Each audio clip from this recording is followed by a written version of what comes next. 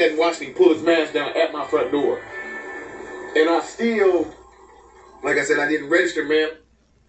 A homeowner on the city's Far East Side wrestled a gun away from a burglar and shot him.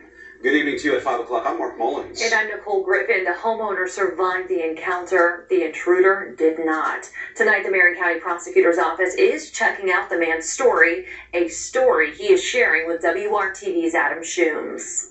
And that homeowner tells me Tuesday night he saw that suspect walk up to his front door, put a ski mask on, and force himself inside the home. Inside the home, the homeowner tells me a struggle began before shots were fired. He smacked me in the head with the gun and told me I knew what it was. And then I'm like, I yelled out, I said, hey, they're trying to rob me. More than a dozen bullet holes marked Brent Smith's home on Indy's Far East Side. Signs of what he says was an act to protect himself. Police say it was an attempted home invasion. Smith says the suspect's gun was fired as he was struggling with the masked man. But when the gun went off, I hear thousands of gunshots.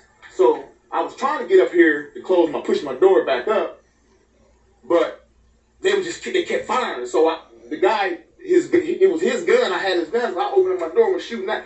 But when I opened the door, I didn't even know he was right there, man. I didn't know I shot him, man. Smith says a group of people then got in a car and sped away. That don't make no sense, man. I didn't want to do that.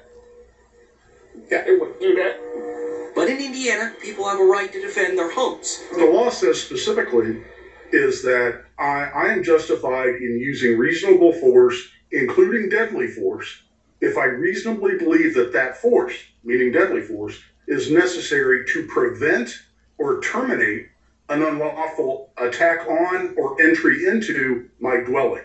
Attorney Guy Relford is an attorney and is also a firearms instructor.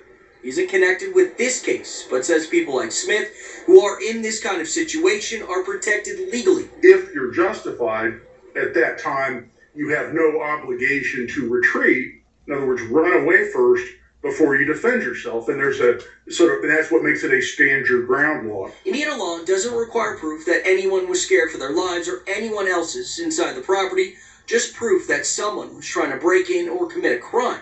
Marion County Prosecutor's Office is still reviewing the case, and there's been no information on charges for Smith. Y'all need to find you something productive to do. But he's already made a decision on what to do after this life-changing event.